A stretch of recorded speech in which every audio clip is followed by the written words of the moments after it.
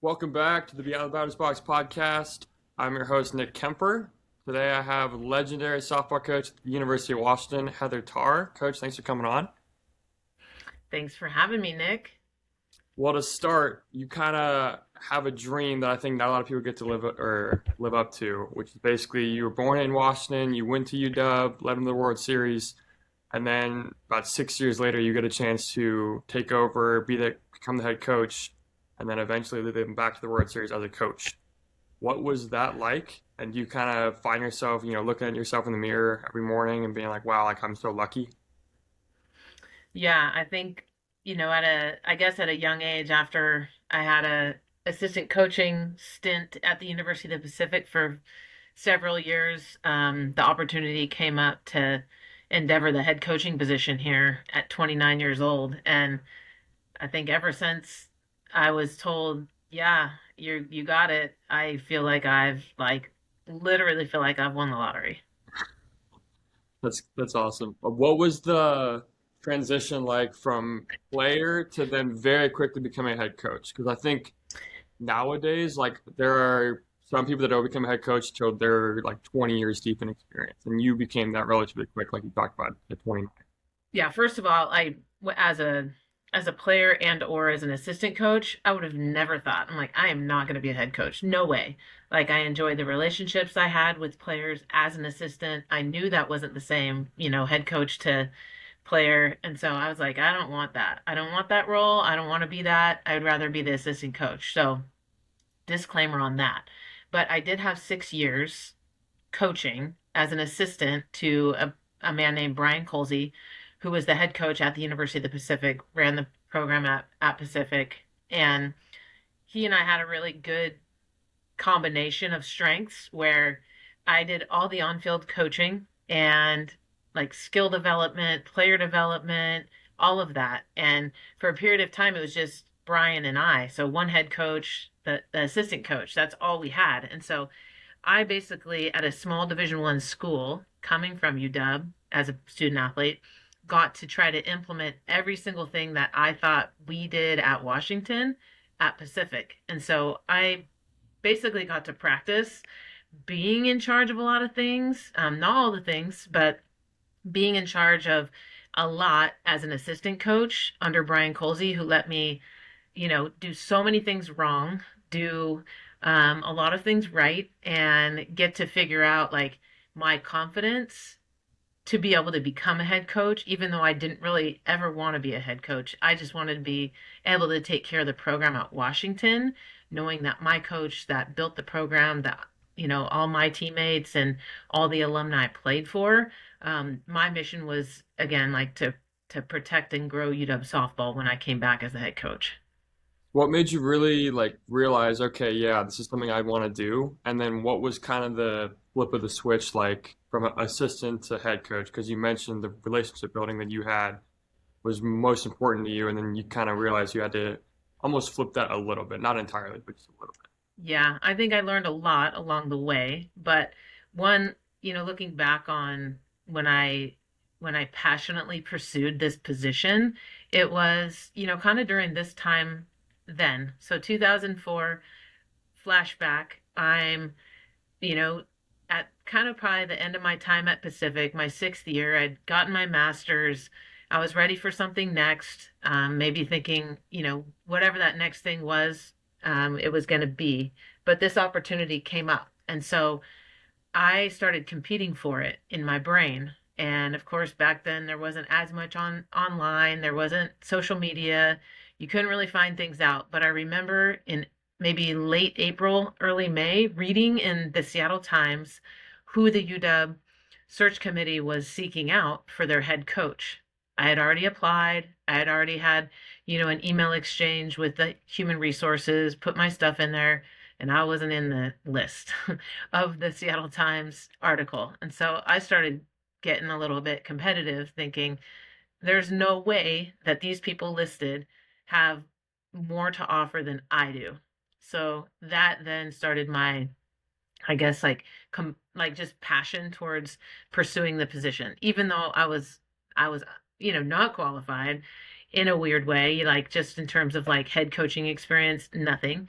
But I knew I was going to try to find my way in there. And so basically the month of May, I was being told no, and I had to find a way to tell them, yes, I'm doing this. So I could tell you that story if you want me to, but Yeah, please that do. basically was it's my story. And I'll continue because I think it's fun to just recount it because similarly it's like this time of year.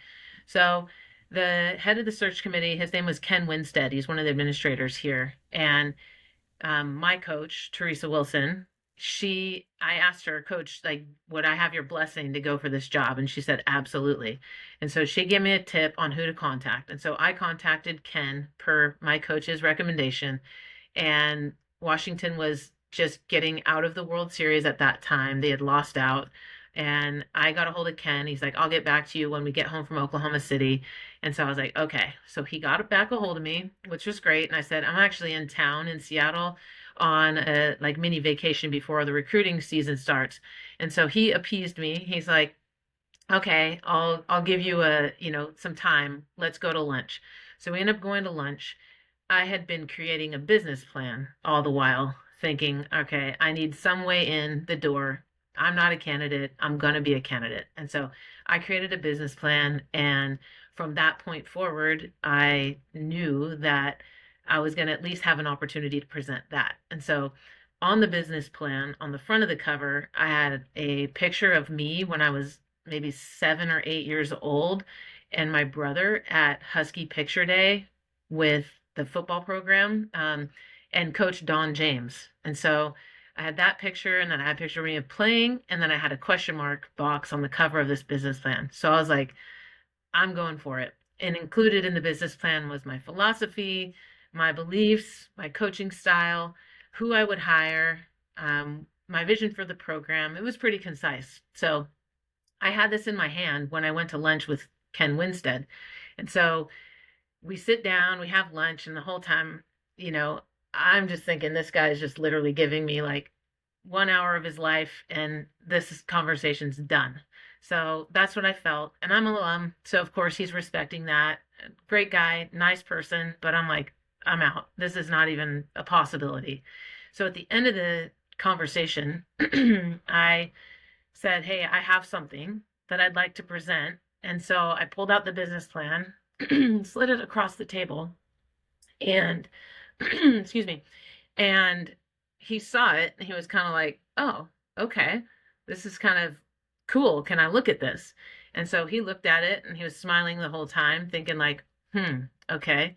And I'm thinking like, what's he gonna do with this? So he starts to take it, and I was thinking, no, like that was also back in the day when you'd have to go to like Kinko's and print out your own things, and it was like in a plastic little folder, and if you got water on it, the ink's gonna bleed, all those kind of things. So I was like, well, actually, can I have that back? And if you want, this, you have to have me with it, and I'm gonna present it to whomever. And so he kind of laughed and he was like, okay, I'll give you an interview. So there we go. And got the interview and got to fly up to Seattle after I'd gone home to Northern California for, a couple weeks and got an interview. And man, like 3 weeks later, the hiring process kind of began and I was named the head coach July, I don't know, 6th, 2004. And then 2 days later, I was driving up to Canada to go watch Danielle Laurie pitch and recruit her. So that was kind of the beginning of my time here at Washington. That was super gutsy, and I think that's something that a lot of people could take note of because I think a lot of people here know right away and they just kind of accept it. And I bet that guy you talked to, he was super impressed of one of everything that you did that probably nobody else did. Like nobody else probably had a plan, nobody else had it made in the binder. That was back when the internet wasn't really a thing. You had to print it out and actually do physical work when you weren't guaranteed anything. Like he probably really loved that, and that's one thing that people should still be doing. Yeah, it's interesting. I think I don't know, I got down a rabbit hole the other day. I was moving some stuff around in my house, and I found my mom's old like files of what she would keep, and I found the period of time that was, and I found these articles that she had printed out from the internet. And I'm like, oh my gosh, I was rereading some of the Seattle Times stuff from back then. And, I mean, I don't even know if I could have gotten a job today. Like, so much banter that happens on the internet, like, all of that. So, there's like comment sections in the printout that my mom had, but I was just reading the article, and what had been said about why they substantiated why me is that people had told this guy along the way, don't get caught up in experience, don't get caught up in, all the things, rather find the person that really wants the job the most. So that's basically the reason why that was a value that he put in place. That's why I probably got a look, and they gave me the chance to even like get in the door. Props to him for listening. Clearly turned Hmm. out right for him. You mentioned the recruiting aspect briefly, and then how much it's changed. Obviously, like the past 5 years has been just a chaos headwind. Uh, how do you go about your recruiting strategy now versus what you did? I think it's an ever evolving thing. I mean, one, first and foremost, you got to have players. So the better players you have, the better coach you are, like no question. I think, I pride myself on player development, and our staff does as well. But at the end of the day, you're only as good as the players are. And so it's a little bit of a chicken or the egg thing in terms of coaching. Like, your coaching probably only messes people up. It doesn't make people great. People are great when they come in, and you just hope to not mess them up, honestly. So I think from that end, I think, I've learned over time that that is the case, that it's not so much, you're not necessarily going to go take someone that doesn't have tools and or character and make them better. Certainly, like I said, you can mess them up. So Right. I think, it just comes down to knowing that and finding ultimately the best fit possible for your program, the time that they're in the program, taking risks that are calculated in the right way, and it's just, just trying to find the best people. So when you go out and recruit, then do you like almost plan with the transport now? Almost plan for like, all right, my entire team could be gone next year. Well, you hope that never happens, but it does happen. And if and when that does happen, you're probably going to be okay if you have enough, resources and or I guess traditions and um, natural abilities within your program to be able to make up for some of that stuff. We endured that a couple years ago, which was tough. Um, but, that can happen nowadays. But I think just the continuity piece and trying to build the continuity is something we always, try to pride ourselves on along the way.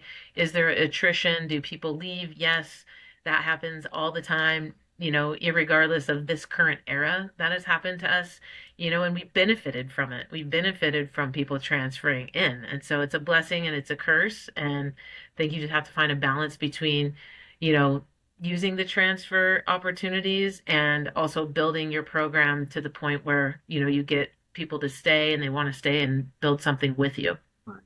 When you go about recruiting, are you more like, I know there are some coaches, football, baseball, softball, all of them that prefer one or the other. There's a couple baseball programs right now that are almost entirely JUCO kids or transfers. There's a softball program right now that you can probably guess who I'm talking about. That is the same way. Would you almost prefer high school, getting them on campus, developing them from 18 to 22, or would you more so like getting a transfer who's ready to play right now? Yeah, I think I'm probably more of the hybrid model. I think continuity and just our program, our university, I believe like it's not a transactional place. Like it, and no disrespect to places that might have success being transactional, but like the University of Washington, first and foremost, academically, it's not built to have necessarily like Right. folks come in for a year and just and or leave for a year. Like it's a top 10 world university or top 15. So Yep. it's kind of built differently in that way. There's maybe more places that are a little bit more or less stringent academically where you just can come and go and all your credits transfer and that's just like easy peasy. You're just going to get your degree in, you know, X BA and it doesn't matter. But like for us, there is a little bit of the academic piece that actually does matter. Now, not everybody's going to get a biology degree here. Not everybody's going to get a business degree, but certainly there's a balance within our team. Like we have people that are serious on the biology side. We have people that only want to hit and they are in the cage all the time and they're getting a different type of degree. But I think for us, it's never been about transaction. Now, do we have to embrace that a little bit nowadays? Yes. The coming and going of players. Yes, we have to be able to compete at that level, but I think for us, like a hybrid model of maybe acquiring a big piece as a transfer, again, which we have done in years past, whether that be, I'm gonna go back to, the primitive eras. Jen Salling, she was a part of that transfer in experience. She was an acquisition for us that paid off big time for the national championship year. She came in April. She added herself, or we added her in the spring quarter of 2009 to our pieces. So that's like kind of new age, but back then, that's, a long time ago. Bailey Klingler also comes to mind. She came in from Texas A&M. She boosted us pretty well and was a part of our 2023 run in the World Series. So there have been pieces that we have added, but in whole, our program's not set up for that, meaning we don't have the payroll of whatever it Right. is Yeah. at maybe other places, one other place, but that's changing the game. That's showing, I think, people in universities that wow, like if you do invest this much, you can actually make an impact, all things, working well. Are you hoping to see some type of legislation, either from Congress or some type of governing body that basically puts it like a salary cap? Because we're seeing Yeah, nowadays with more and more yeah. schools having higher payrolls and seemingly bigger donors that just outbid everybody. Yeah, I mean, I think there's that exists in the men's side, football side, where you've got side shows going on where, yeah, everybody has, traditionally X amount of scholarships.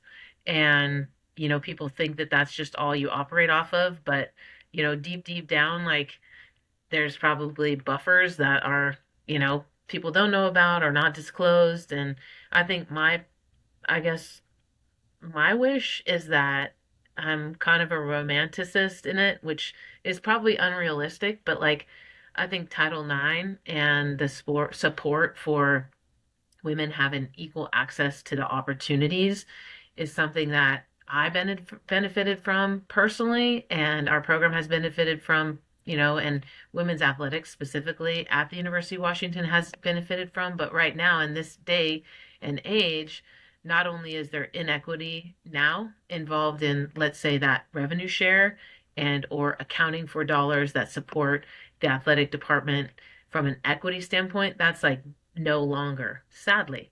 And so not everybody's playing with the same monies. Again, that's probably never going to be the case, nor has ever been the case, but perceivably, it would be nice to know, what the other people have and what you have to compete for to have it. It's no longer, let's say, like 12 full scholarships. It's 12 full scholarships up to 25 scholarships now and plus revenue share that you're trying to find a way to like create a market level that what is there. Like it's a wild wild west in terms of that. So I wish for that. I don't wish there weren't monies involved. I don't wish, but when you know that there's a quarterback that makes millions of dollars and your star pitcher is basically not even on a full scholarship and you have some nickels to share, like what's the difference? Yeah, okay. Yeah, they can have 75,000 fans sell out, but like maybe if we had a bigger stadium, we could generate even more revenue. Who's to say? Like I'm kind of a big proponent of growing the sport in ways that help bring revenue in? And will it ever bring as much revenue in as there are expenses? I don't know, but you certainly haven't tried to do that. And there's just, it's just hard to create equity right now because it's not a level playing field. Well, speaking of expenses and kind of going back to you're talking about the higher academic side of UW. all the former Pac-12 schools, really, SC, UCLA, Oregon, all of them are basically higher academic schools. How much of a recruiting roadblock is that a good thing?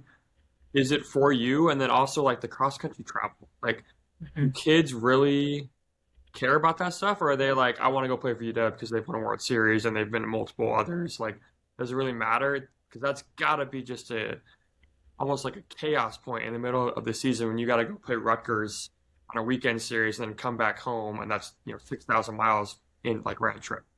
Yeah. So my background at UW is I'm a geography major.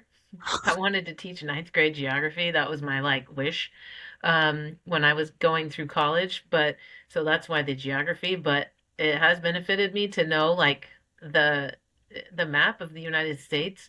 I do know that the amount of Division I universities is commensurate with the population. So if you look at map, like if you mapped out all the Division I schools in the United States, you're going to see mass amounts to the east of the Mississippi. To the west of the Mississippi, it's small amounts. So therein lies a geographical issue with our state and where our school is located. We only have one other Division I school in the state of Washington. Like Eastern doesn't play softball. You don't have, your relatives in Idaho. You don't have Wazoo doesn't have a program. Gonzaga doesn't have a softball program. Like all those things. So we're already a geographic outlier when it comes to the country. Washington is, but softball is a definite geographic outlier. So yes, the Pac-12 helped us create unity amongst the West Coast and institutionally, I'm gonna argue Oregon's not on the same level as UW I was gonna academically. wonder if you're gonna say that. But we can compare to Stanford, we'll compare to UCLA and Cal, but I'm not claiming the other one. But anyways, so institutionally, I think we actually compare probably more to some of the Big Ten schools, which, like Michigan and, some of those. Northwestern. But I think the geography piece was already always a challenge for Washington softball to have, distances covered that you weren't going to get a bunch of airline miles and you were going to have a bunch of travel. Like before the Big Ten, we had, a ton of road trips.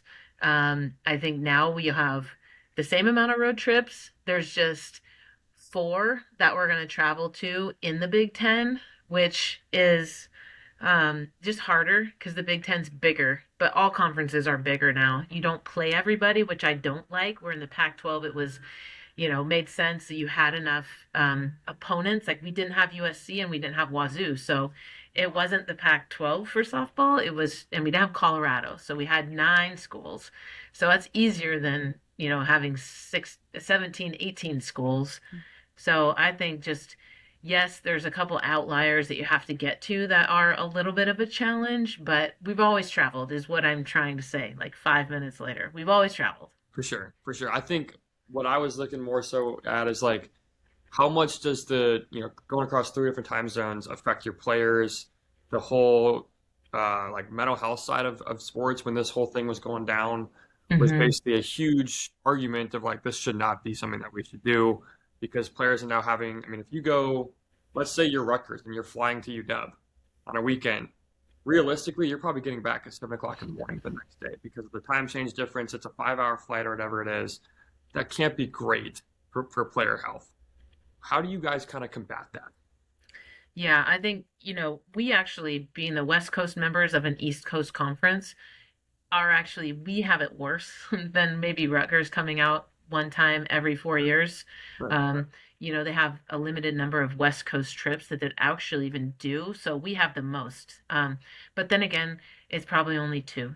So we play Oregon and UCLA every year, and you know, one of them is we go to Oregon or that we host Oregon every year, or we go to UCLA or we host Oregon. So at least you know that. That's consistent, which is nice. But like, for example, last year we had two major trips that we took. One was to Iowa and Michigan, and we coupled them. So that was a 10-day road trip. Those are fun, but they are hard. So that's how we kind of combat that, where we might build in some midweeks in the between those two. And then we went to Ohio State. So that's a direct flight from Seattle, which isn't too crazy, and it wasn't, that bad. But there is some time zone issues, and I think for the most part, you just try to stay out there, um, if you can, when you're going to be out there for a little bit of time. So we went Ohio State to Maryland, where the Big Ten tournament was, and so that was another 8 to 9 day road trip. That was going to be kind of my next question was I remember reading a story, this was I think last year about Oregon State baseball and how they went independent and they've basically they were on the road the entire year, uh, Hmm. having to battle connecting flights. And I think there was like a really crazy story in there where one time their flight got delayed and basically had to stay overnight in one of the airports. Do you have any type of those stories and how much does that affect team bonding? Yeah, I think it impacts it in a positive way where there's a few more road trips. Like last year, we had 16 new women on the team and only four return. And then it's just like it was a lot of learning each other, but by way of those buses and the bus trips from the airport to the place that you have to drive maybe an hour and a half to. Um, so yeah, there's a lot that can happen there. We haven't had, knock on wood, any like major traumas with travel. We do it pretty well here. Our staff does a good job of making sure, we have decent flights and on occasion a charter plane to get on, but it definitely bonds your team a lot more. Right. Going back to the freshman side or like the new kids on your team side, you mentioned that you had 16 of those last year. Some of those were freshmen. How do you prepare? How do you kind of know when a girl is ready for high level Power Four softball versus somebody who's still in high school trying to basically get into college? I think the biggest thing, one, your academic rigor that you've experienced leads to a lot of success here. The learning curve is shortened if you have some form of academic prep that's helped you at the pace that Washington's academic schedule goes. It's pretty fast because we're on the quarter system and that just goes faster than the semester schools. We'll get into that. But also, too, I think the weight room and having some legitimate speed and strength and conditioning at whether it comes from another sport that you've played on, if you participate in basketball, certainly you have had some like sprint recovery stuff that you had to deal with. That our sport doesn't necessarily just by way of playing the game train you for. And then just a basis of like building strength in a weight room and understanding how to move a bar that's either on your back or from the ground. Our gals that have had the most transitional success have had a lot of foundations in their upbringing, whether it's been in high school or through their parents who are, in the strength and conditioning industry, or played multiple sports in high school. Those are the ones that I think have hit the ground running pretty well for us. Awesome. You mentioned the quarter system. I've always wondered this. I'm from South Dakota, so I never experienced the quarter system at all. I always heard about it. What is that like, and how much does that differ from the semester system? Yeah, so the quarter system, most all quarter schools that I know of, one is, a couple of the Pac-12 schools, former Pac-12 schools, so UCLA, Oregon, Oregon State, Washington, Stanford. Then you go to Northwestern, DePaul. Some of the Midwest schools still are on it. You start later, so it's a late September start. So we don't start this fall until September 30th, which is crazy. It's 10-week quarters, and so you're in school for a pretty short time. Semester schools are 15-week terms, so they start sooner, always mid-August, and so we're always starting about almost a month later. And I always think I like it because in softball, like we'd be in the national championship series right now if we were still playing, and we're still in school for another week. So you're never like not in school when you're playing our sport, which I think is nice. Kind of sucks because you have to play while you're in school at the end, where some schools are like, okay, we're off, but it doesn't disrupt your like routine. So I kind of like the quarter school being a, softball and even, thinking about the baseball team, Right. keeping our schedule. So you guys go to school 10 more weeks than the semesters do? Yeah, so we're in 3 10-week quarters, and Oh, semesters are two 15-week terms. So it fits in pretty much the same amount of time, but ours is condensed. So it's like three 10-week chunks. And so if you don't know what you're doing by week 2 or 3 in a 10-week thing, you're kind of screwed. But you're only in 3 classes typically. Now sometimes our gals overload and they'll take 4 classes just to get ahead in school, but generally speaking, it's it's not more condensed in a smaller amount of time, but it's pretty condensed in terms of like you have the class pretty much every day, whereas the semester schools you might only meet twice a week in your class courses, and you have more classes to be responsible for within a longer period of time. Why do they call it quarters then if it's split up by three? Because there's a fourth quarter, which is the summer term, but it's Okay. not required. Okay. So we go in, yeah, generally our academic requirements are spread out over 2 quarters. Where I think in the semesters you have it's truly like maybe trimester. So you have Yeah. 3 terms Okay. that you could do if you were doing the summer trimester, like summer split. Okay. Okay. Yeah, it's weird because there's like such a small percentage of, let's say there's 290 Division 1 softball schools, like only 20 of them are on the quarter system. Okay. Yeah. And I'm assuming they're predominantly West Coast schools. Yeah, I think I don't know them all, but there's some in the Midwest. I don't know all that are on them, but it's kind of archaic now. Like Ohio State 2010 transitioned out of quarter and they moved to semester, which was probably a major haul for their university to switch over. Um, but I think there's been debate of changing because you're a little bit abnormal, like the majority thinks the way they think and they're on a semester school system.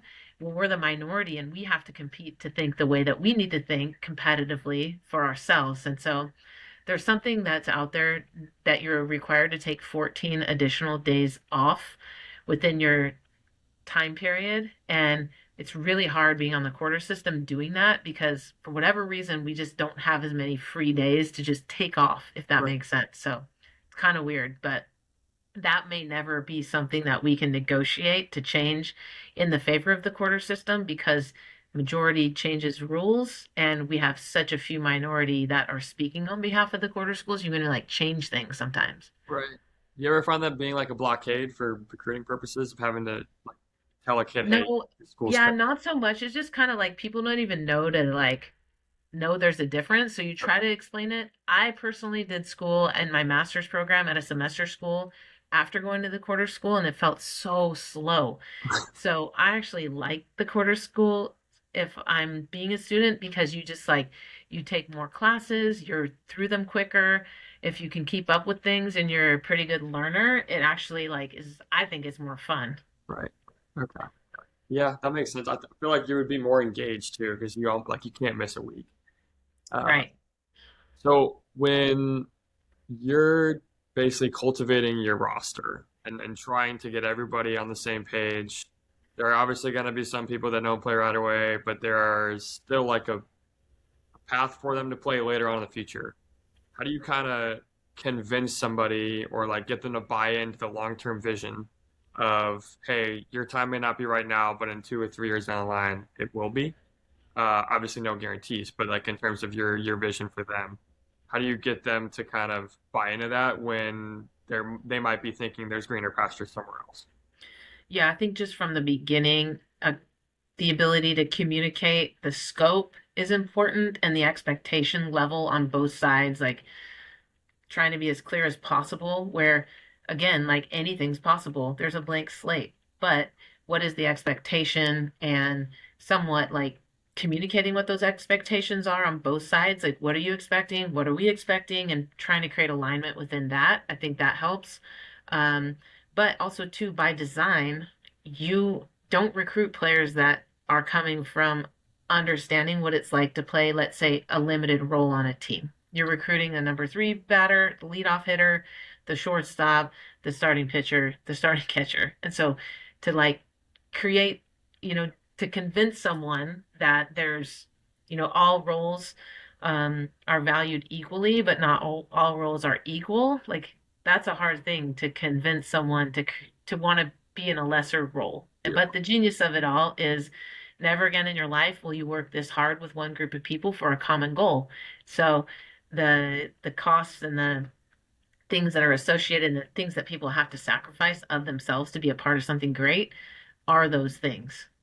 Right. And I'm sure it also comes with an added benefit of being a top 20 national school of softball. So that definitely helps. Yeah. And again, like I think by design, you recruit people to be a part of the bigger picture and the perspective is I'm a part of the bigger picture. But at the end of the day, I think the higher level our teams have been, the more sacrifice people have been willing to give up, self-sacrifice. Um, Maybe the lower achieving our teams have been, the less willing people are to see that and that perspective. So it's the better you do. I think that maybe it's a little bit easier to convince people, but I think at the end of the day, people are looking out for themselves and they do want what's best for themselves. And that's where, the opportunity to go elsewhere exists that can create maybe happiness for everybody or perceived happiness for everybody. Right, right. Was there ever like an aha moment in your coaching career, or maybe like a changing of your perspective as you've kind of advanced through here, and you're now on 2 decades at UW? Like, how much has your coaching philosophy changed, if any? Yeah, I think it's pretty much stayed the same. Of course, how you communicate it and how you align it from your coaching staff to the staff that supports your team to the players in the program. How we've done that has changed over the time, but I think like we've always been about um, having fun and competing and trying to find like a nice balance between the two of those pieces. So I think just being your true authentic self and becoming the best version of yourself through a game and through the game of softball specifically is probably the most fun thing that I get to do. Try to help people find their greatness through, uh, you know, running straight and turning left 3 times to get home. That's like the most fun thing that we get to do. So, you try to have shared joy in the experiences that you have and the perspective and but competing on along the way so it can be a little cutthroat and challenge that joy. But the blend of it is the most fun thing to be able to do. You mentioned the joy part, and I'm glad you bring that up because I think there are a couple coaches uh, right about your age in the sense of they were from a previous era and now they've kind of seen how college athletics has transpired over the past 5 years, and they kind of like, this isn't really fun for me. Like Tony Hmm. Bennett, the Villanova basketball, Jay Wright, like both those guys had a lot of years left, basically stepped away because it just wasn't for them anymore. You ever find yourself, I don't want to say like thinking that this just isn't fun, but finding frustration in like how much things have changed and how much challenges you guys have now? Yeah, I think the players allow you to see what's right. I think the systems challenge you to see what's wrong and what's fixed, and I think if you can get out of thinking that things are fixed and I think things are kind of temporary for the time being, and I think you can keep your why greater than any of that. Once you can do that, you find the joy in it, but certainly there always are like, oh, yeah, maybe this is the time. Like, maybe this is just like how it's going to be and it's unfitting. But I think my challenge and my competitiveness is to keep it like joyful and keep the pleasure greater than the pressure of what exists. And that's a great challenge for me. Yeah, I saw Coach Corbin like speaking. I don't know what it was, but I saw something on Twitter and um I texted him the other day and he said something about like if you don't keep up with it, you know, this or that's going to happen, but our job and my job is to figure this SH blank T Yeah. out. And so I said, yeah, I'm trying to figure this crap out too, coach. And, it's, you just kind of find your people that you can look to, that you have mentorship in, and know that you're mentoring others and you're an example for others. And I think those things also give you some perspective that other people are going through it and people are watching you go through it. I'm glad you bring up Tim Corbin.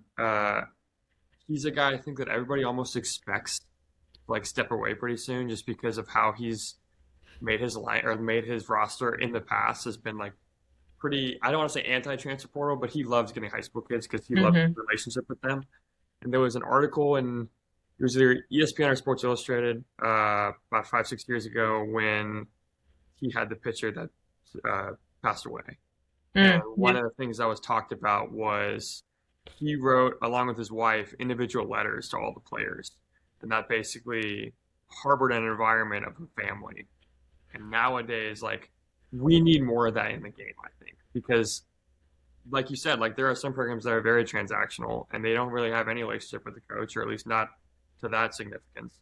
And for people to almost like be talking or like pushing the narrative that like he's almost out of the game, I think it's a bad idea. Yeah, it's you got to have just some of the true origins of what this whole thing is all about. I mean, this is a game.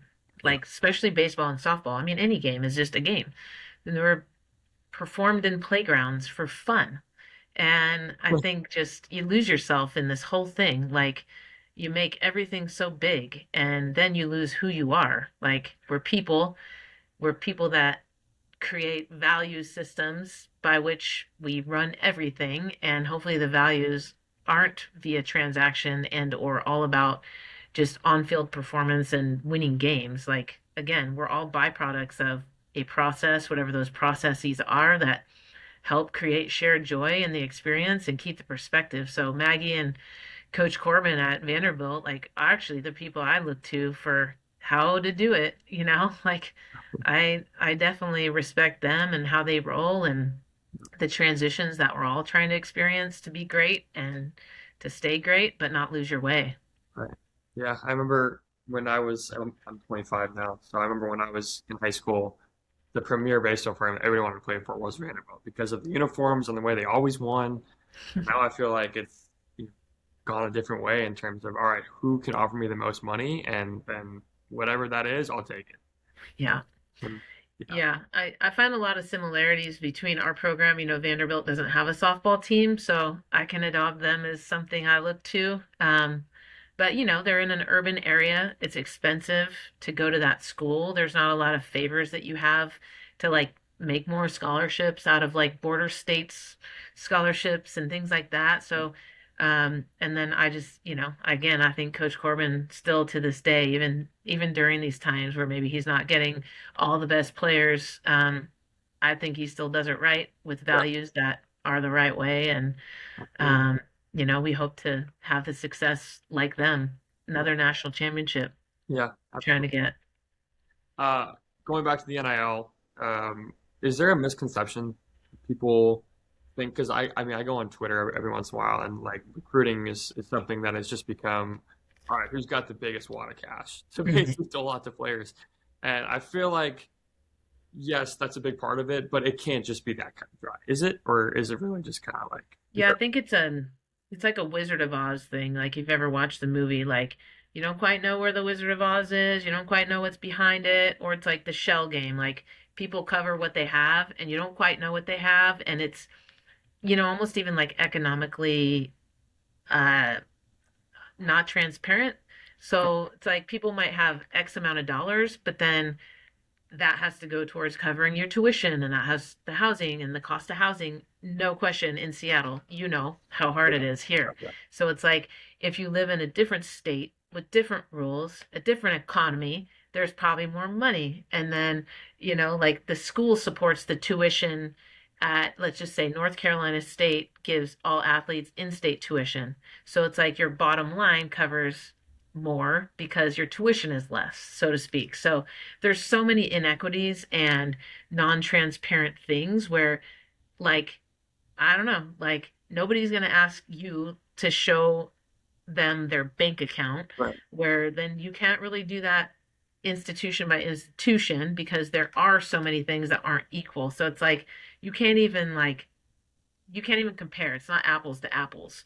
But maybe it is if you actually threw everything out on the table, but nobody knows anything. And that's why there's so much misinformation. And even the word like NIL, it's like, oh, we can promise you these things. And like, oh, we're going to get you like 16,000 followers or 100,000 followers by being a part of our school. And then that's going to make you have corporate deals come your way.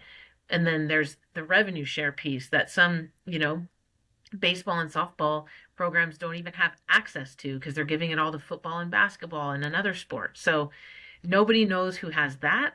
And then you can pretend to athletes and recruits that you have all these like, oh, you have all these NIL things that come your way, but those are like, it's kind of like a medicine that hasn't been tried or proven. So you don't really like know what you're getting into. Right. Yeah, I see a lot of things on social media, especially with football players, and it's always speculated numbers, reported numbers, rumors. Oh, this guy's getting $5 million. It's like, how does anybody actually know that, and where is this information coming from? Because if you hear about Ohio State's team in last year that basically had a $20 million roster, it's like who's reporting that? There's no governing body that's like checking boxes and going line by line and seeing like, oh yeah, it's for 20 million. Yeah, yeah, that's what I wish you could do is you just have to like be transparent with all of it, unless you're a private school, which you never really knew what Stanford or USC were doing in things, but like if you're a publicly funded university, I feel like we should all have to put out there what we're doing and how we're doing it. Yeah. I talk about this on a couple previous episodes. Is schools going in debt? Not just like athletic departments, but just schools in general because of this, along with the COVID pandemic and everything else that's going on in the world. Do you see any needs? I know Utah's getting into it now, Yeah. where like private equity gets into college sports. What is your take on that? Yeah, it's a whole new world, isn't it? Yeah, Where we are again like the romanticists who are the Title IX and everything's equal and all these things. And then, you come from big budgets and revenues making like athletic departments bloom and having all these like resources you're providing athletes because you have a lot of money and that's the only way you can like exacerbate your support. Whereas now it's like, well, now the revenue is going to get shared. Well, that former revenue or that revenue was formerly going to staffing and blooming the support. And now you're trying to do both. And so now it's like, okay, well, who's in charge here? Okay, private equity or however that works. Like now these are businesses. So they were once educational institutions that were supporting kind of like a, you know, secondary opportunity through athletics to bring greatness to the world. And then now it's like business. yeah, So watch what happens.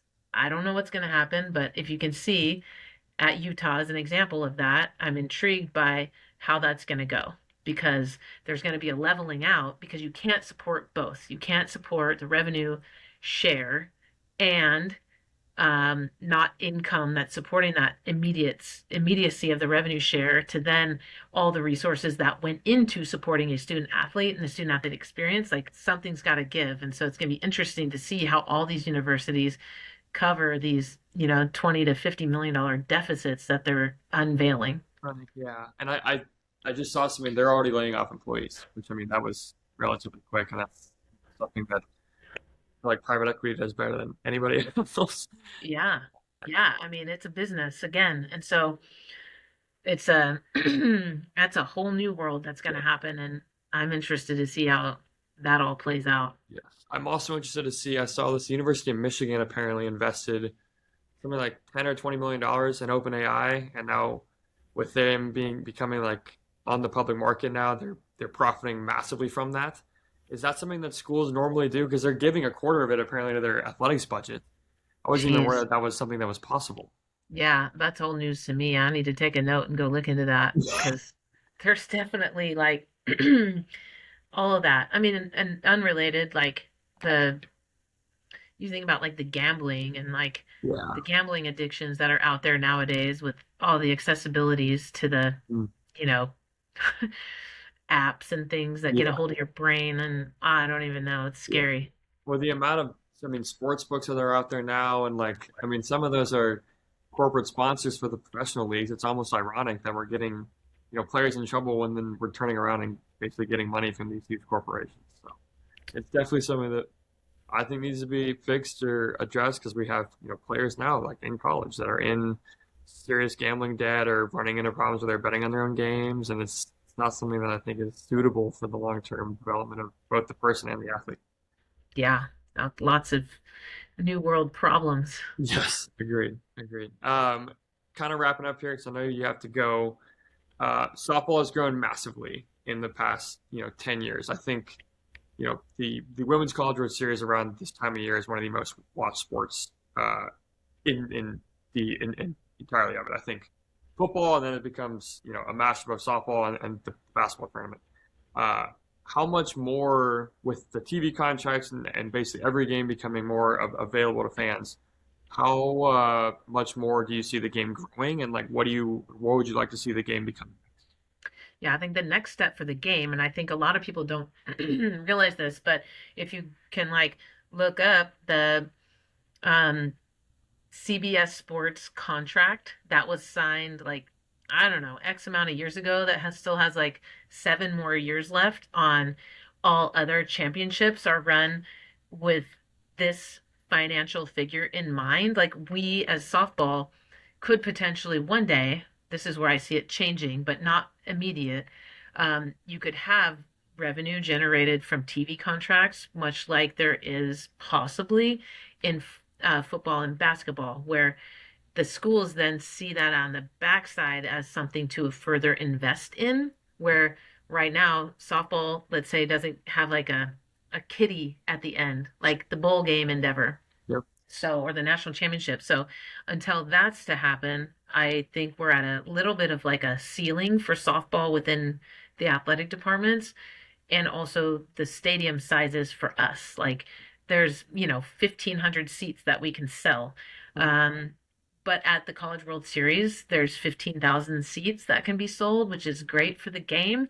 But anyways, there's more there to come until we can like shake ourselves from that contract and or renegotiate one, maybe down the road with either ESPN or Fox Sports or another network. Softball can't totally have the top blow off in a good way financially, but one day that's going to happen.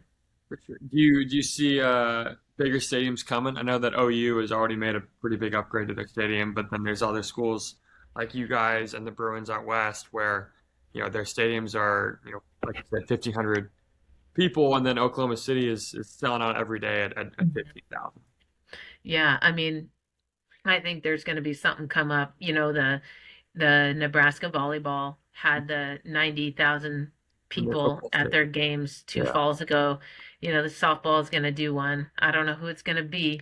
We're going to try to do something down at T-Mobile with some sort of record trying to be broken in the next couple years. But I know softball's going to do one, and it's going to show kind of like the Savannah Bananas, where you can like sell out a stadium and now what type thing. But yeah, there's so much of these softball programs were built like in the late 80s, early 90s, 2000s that were fit in these landlocked places where you can't really expand. Like ours is unable to really expand to the point where you can actually do something big like that. But I think there's more to come and there's more, opportunities to support the sport. And to boot, we don't have the professional model in our sport that can showcase how that works. We sold out, I think, 3 games in the AUSL weekend that we had in July, and that showed so well, and it demonstrates that there is a lot of support for the game at the highest level. So we're kind of pioneering that within the college game, but there's also a pro side that I think has yet to be exampled. for sure. I'm glad you bring up the AU as well because I think there's 6 teams in that league right now, right? Yeah, I think so. And it's, kind of in a joint endeavor with some support from Major League Baseball, which is, great. But again, like you don't have the facilities. That's where the Olympics also, I was a part of the national team for quite some time and watching how LA 28 didn't have a place to play. Instead, they defaulted to go to Oklahoma City, which is fine, but you would have hoped that LA could have made some form of a stadium, whether it be using Dodger Stadium or the Angel Stadium, to convert softball into something where that would have been short-lived, unfortunately, but you could have had games in Southern California that aligned with the actual geography of it being in LA. Absolutely. And you see the NBA basically, help the WNBA grow substantially, and the WNBA is expanding these next couple of years. And you hope that that happens for softball with Major League Baseball stepping in and basically helping grow that game.